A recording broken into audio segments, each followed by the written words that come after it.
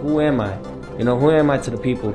You know, I have a kid now, like I said before. Honestly, it's just that fatherhood time. You know, I haven't yet spent much more time with my son as I would want to. And he'll understand that as he gets older. If I can see, like, how can I change and how can I give my son more knowledge rather than luxury things, then I'm gonna do that.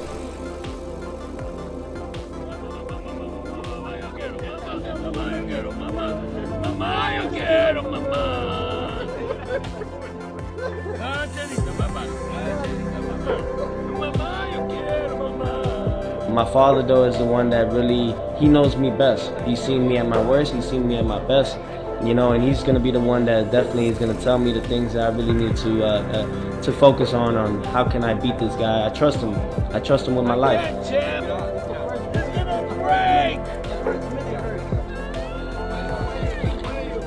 In the quiet before the noise, this fight begins long before the bell.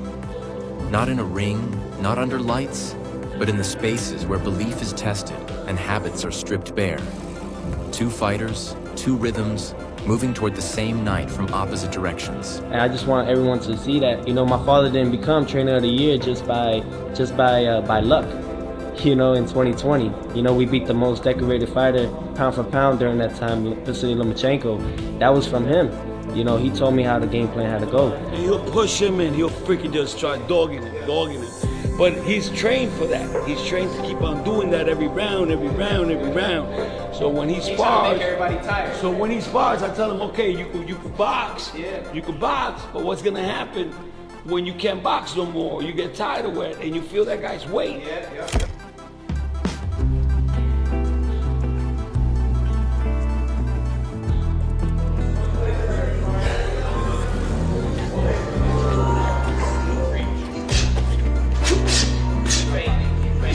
Touch your body, go on top, and then you go on top. Good.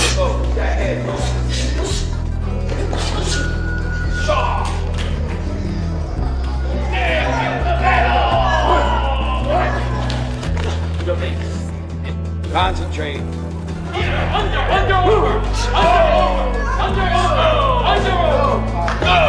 doing things like the most devil.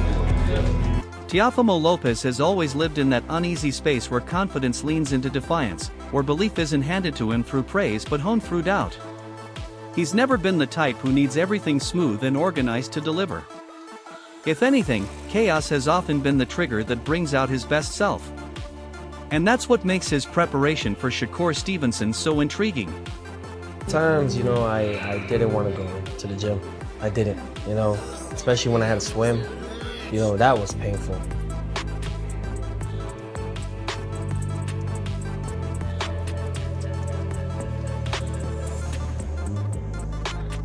But it was the training, the work ethics that you have to put in between the miles of running and the depths of how you have to sacrifice your whole body in this. You know, a lot of people don't understand, even to this day, how much we have to really do, how much we beat up our body. So when he comes here, you go to the body. When he comes here, go to the body. Yes, sir.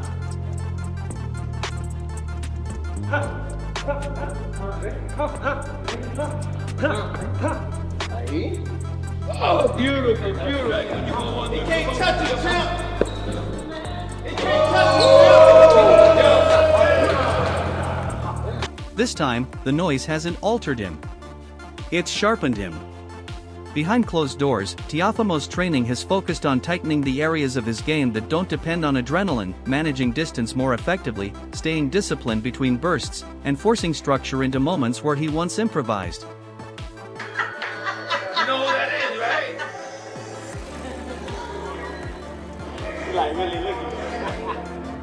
My father put me in with the top guys, professional fighters at like 12, 13 years old.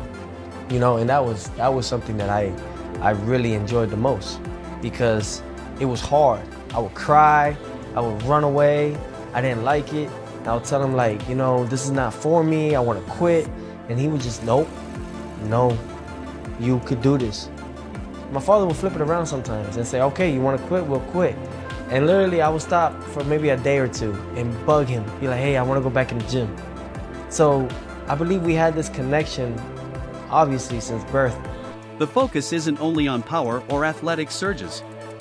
It's on patience, timing, and understanding that against someone like Shakur, you don't get endless chances. You can sense that this camp is about accountability. Less speaking to the crowd, more speaking to himself. Every session feels built to answer one question. Can Teofimo stay sharp when the fight slows down? Gotta be serious and stuff. You know, yeah, that's to get focused on the fight, but gotta make it a fun camp. Right now, I'm gonna blow my dad's ear.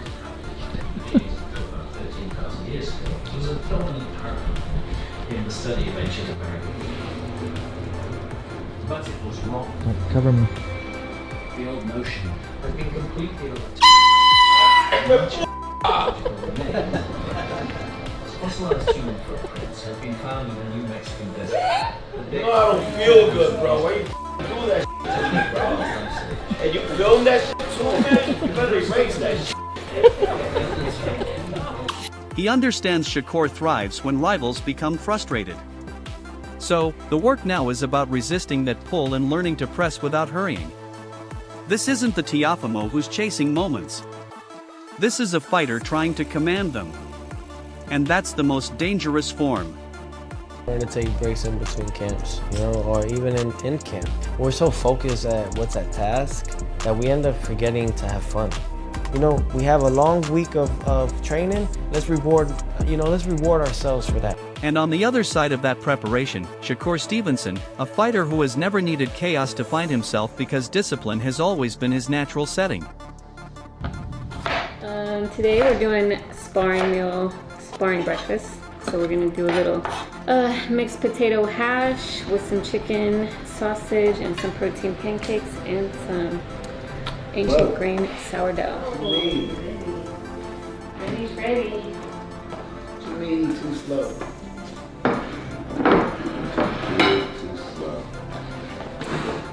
Get out the way. That's all that matters. That's all that matters. If I'm Zach, I'm gonna keep walking to you and over there. He got a catch, it's only 300.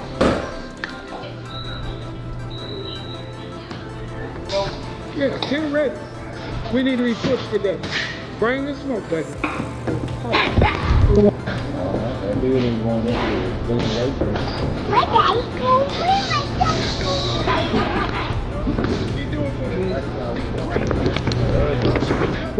Yep, that's fine. July 12th, demolishment. We're gonna demolish it. Guys way too slow, Shakur's too sharp, too fast, too strong. It's where Teofimo sharpens his edge by learning restraint. Shakur sharpens his by cutting away excess. His training for this fight has been quiet, intentional, and nearly clinical. Built around repetition, clarity, and decision-making under fatigue. This camp isn't about reinventing anything. It's about polishing.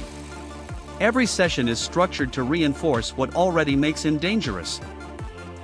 Distance control, balance, timing, and the ability to stay mentally untouched no matter what's unfolding around him. There we go. Left 15, all the way down. Tweaking a day. That's that prep. That's so what you already been doing. Yeah. They got it. That's good. That's good. I feel great. Sprints kind of be getting me right, get my conditioning right. Sometimes in a fight could turn into a sprint.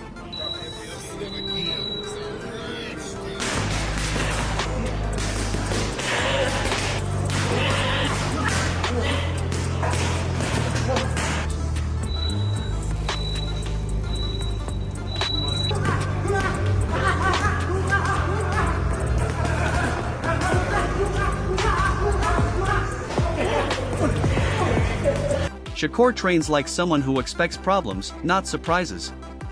He's preparing for the moments when Teofimo erupts, when the crowd responds, when momentum threatens to shift, and the work is about staying centered through all of it. He doesn't rush rounds, doesn't chase reactions, and doesn't confuse activity with control.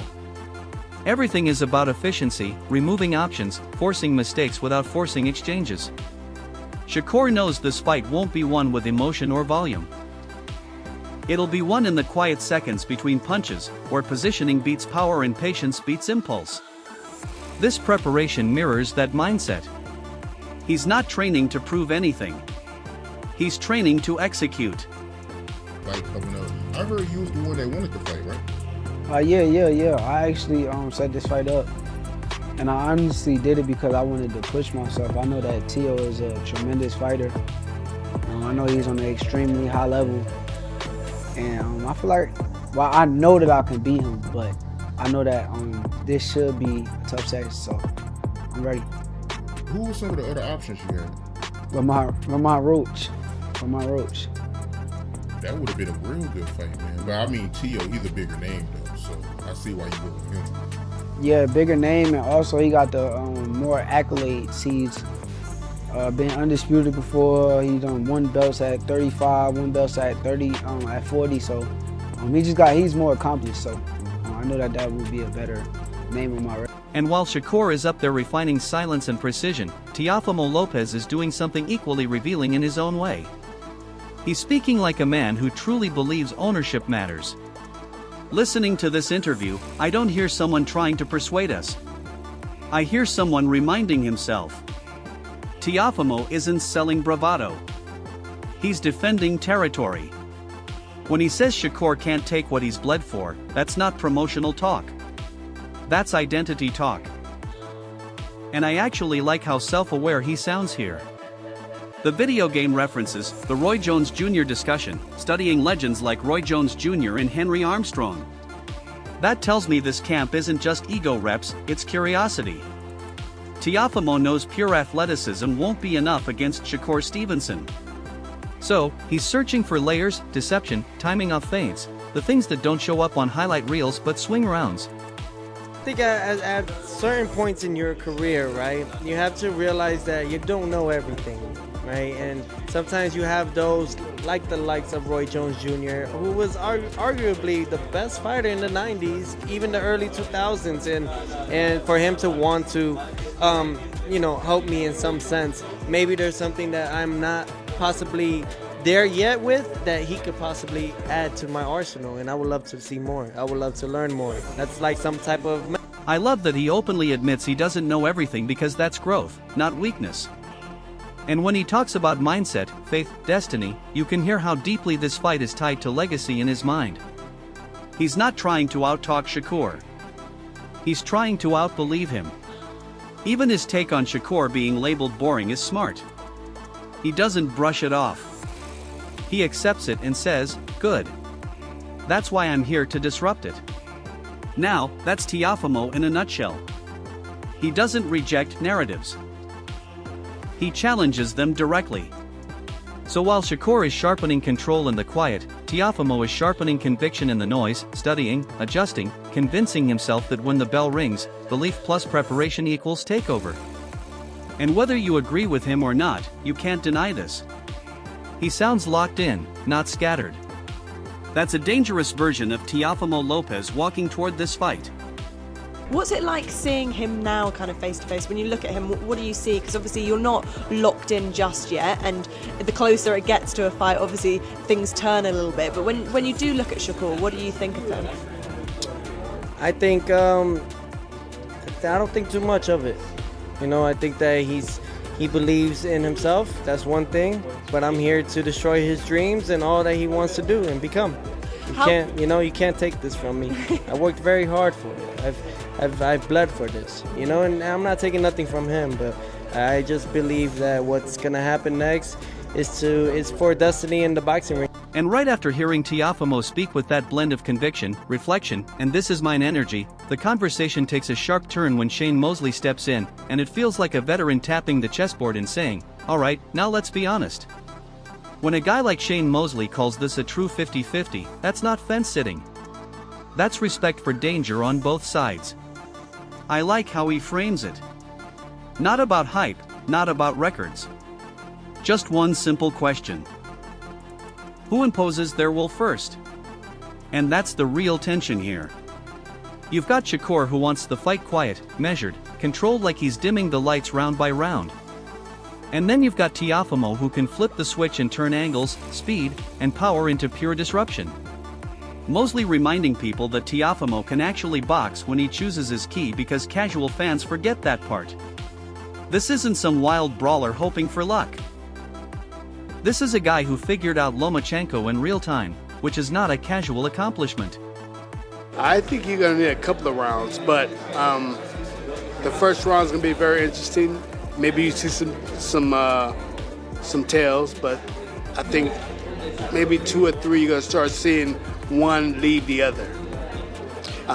Because I don't think that, well, maybe, I mean, Shakur might show some different, if he has to go after Teofimo, he might show some different type of heart that we haven't seen, or different type of fighting we haven't seen, and vice versa, you know, whereas Teofimo's hitting him with different shots off the angle, that is kind of giving, you know, Shakur Stevenson trouble. We'll see about. And the weight jump discussion, that's veteran thinking, not panic, not assumptions, just let's see how that speed looks when the size comes with it. I also like how Shane doesn't rush to crown anyone early. He basically says the first couple rounds are reconnaissance, but by round 2 or 3, somebody's fingerprints are going to be all over this fight. Either Shakur starts quietly creating separation with positioning and timing, or Teofimo begins landing those odd angle shots that make you question your whole game plan. And the funniest part is how Mosley shrugs at predictions like, nah, I'm just watching. Because that's exactly how this fight feels. You don't break it down to feel smarter.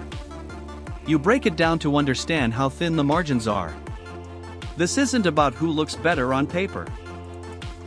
It's about who forces the other guy to fight a version of himself he's not comfortable with. And when a Hall of Famer tells you he's grabbing popcorn instead of a scorecard, that's your signal. Buckle up. This one's going to reveal something real. I think people overlook of Teofimo is he can box when he wants to. Like, he's shown he has a slick style too when he wants to do that. When he wants to do that. So if you have a slick style and you got power and you got the speed too, and you're fighting at 140, so let's see, I don't know if Shakur Stevenson is going to get slower moving up in weight or not, where Teofimo can hit him. Maybe he was really fast at 130, 26-30, maybe 35, but 40, you put on a little bit more weight. I think that he holds the weight probably really, really good, but you just don't. And coming right after Shane Mosley breaking it down like a veteran who's witnessed every kind of chaos a boxing ring can offer, Wade Plemons steps in and adjusts the lens just enough to make you sit up straighter. Because now it's not only about styles colliding. It's about timing, intent, and the sport finally doing something right. I'm listening to this thinking, yeah, this is what boxing has been starving for. 2 elite fighters still in their prime, not aging for 5 years, not hiding behind excuses, actually signing the contract when it matters. Wade's excitement isn't forced either. You can hear it in the way he talks about this like it's a necessary fight, not just a good one. And he's right. This isn't about knockouts or viral moments. This is about levels. Shakur isn't here to impress casual fans. He's here to control space, time, and ego. Teofimo isn't here to survive rounds. He's here to prove that his belief in himself isn't just noise. I love how Wade leans into that idea of delusion on both sides, because that's the truth nobody likes to say out loud.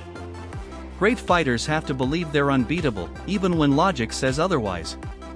Shakur thinks Teofimo is delusional. Teofimo thinks Shakur hasn't met his reality yet, and that's exactly why this works. When 2 guys both think they're the final answer, the ring doesn't lie. It clarifies.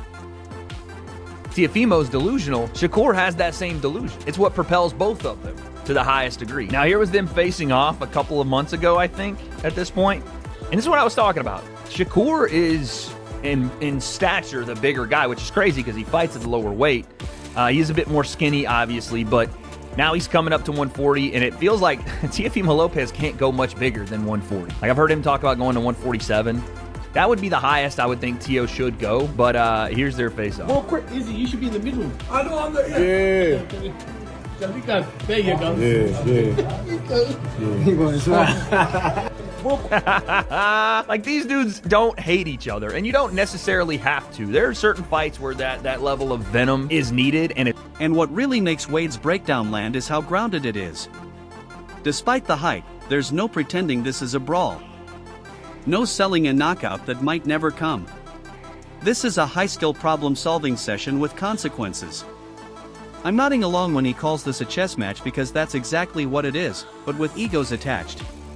Shakur's whole approach is defensive offense, making you miss, embarrassing you quietly, and stacking rounds while you're still searching for momentum. Teofimo's danger comes from the fact that he can box, too. But he chooses when to release it.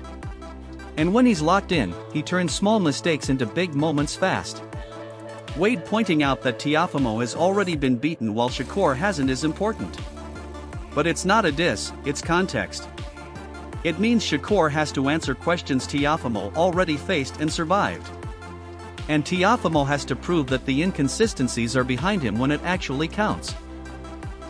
I like how Wade frames this as boxing getting back to what it should be. Best versus best. No safety nets, no legacy padding. We're not watching this to see who talks better or sells better. We're watching to see who truly owns their style under pressure. This fight isn't comfortable. It's clarifying. And when analysts stop predicting and start saying, "Let's see," that's when you know you're dealing with something real. Go between Shakur and Teo because they're both very technical. Both guys understand the sweet science and fight very smart. No one takes a ton of risks. Teo does have a bit more pop in his shots and can put you down, but if you take the risk of making a massive mistake versus a guy like Shakur, then Shakur will outbox you, outclass you, and take you into deep water. So we'll see. Stylistically, we'll see how this thing goes because I don't see a super over-aggressive Teofimo Lopez. I don't see that. I don't see Shakur getting too out of pocket with him either, but we will have, I think, a very, very high-skill, high-level boxing match. I'll be honest, I'm gonna be real honest, he was a lot better. And coming straight off Wade laying it out like a calm strategist, the energy shifts the moment Lonnie B jumps into the conversation because now we're not talking theory anymore. We're talking feel. You can hear it in his voice. This isn't analyst excitement. This is I've been in the gym with these guys excitement. And I love that perspective because when someone who's worked pads with Teofimo and seen Shakur up close starts calling this an atomic bomb, I'm listening. Lonnie B isn't guessing. He's reacting to muscle memory. The way he describes Teofimo's explosiveness is hilarious but also terrifying. Like, yeah, you think you know what power looks like until you're suddenly switching gloves mid-session wondering what just happened. And then on the other side, he talks about Shakur like a problem that's almost unfair, so clean, so sharp that people don't even appreciate what they're watching in real time. That Roy Jones comparison hits, too, because that's exactly how history treats guys like this. When someone makes elite fighters look ordinary, fans start saying, "Who has he really fought?" instead of admitting they're watching something rare. Lonnie basically says Shakur's problem is that he's too good, and that's a wild problem to have. And Shakur is phenomenal. I mean, he's just phenomenal. Excellent boxer. Cat-like reflexes. Sharpshooter. Knows what he's doing in there. Great ring generalship. Know when to use his jab. I mean, Shakur is... He's so good that it might be to a default. And I'm going to tell you why I say that. You got somebody like Roy Jones, who was so good that he ain't fighting nobody. These guys are number ones. And it's just that he's so good, he make these guys look like nobody, so they say, "Oh, well, he ain't fought nobody." Why come he just can't? And what really makes this breakdown stand out is how he frames the danger on both sides without overpraising either guy. He's not pretending Shakur is untouchable. He straight up says there are shots Shakur has taken that he absolutely cannot afford to take against Teofimo. That's not hate, that's reality. Teofimo isn't the guy you test habits against. One clean touch and suddenly his confidence skyrockets. The traps come out, the rhythm changes, and now you're fighting a completely different animal.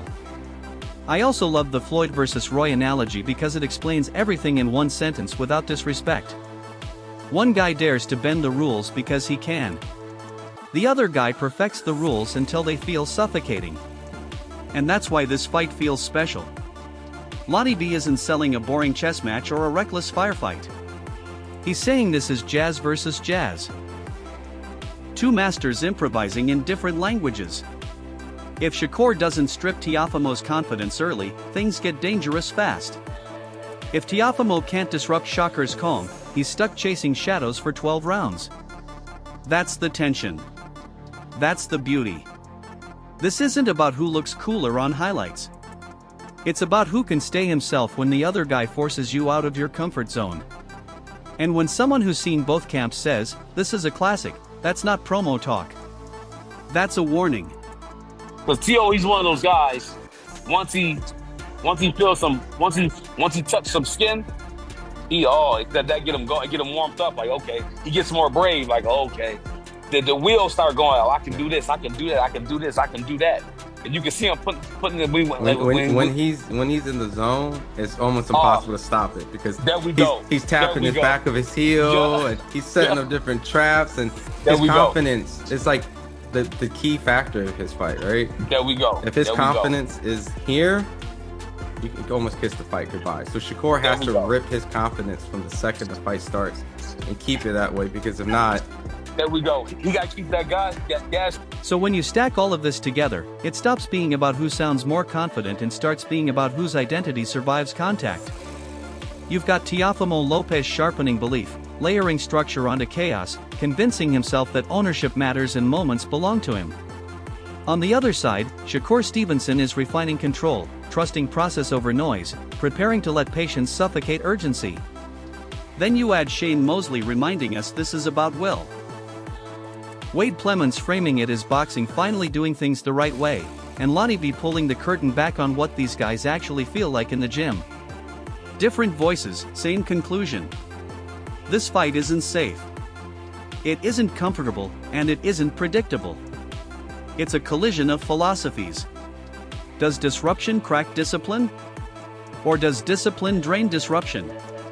That's the real question the ring is going to answer. No narratives, no excuses, just 12 rounds of truth, where styles don't just clash, they get tested. This is one of those fights that doesn't just crown a winner, it exposes who you really are when your best version is standing right across from you. Drop your thoughts in the comments. Let's really talk about it. And don't forget to like, share, and subscribe to Boxing Pulse.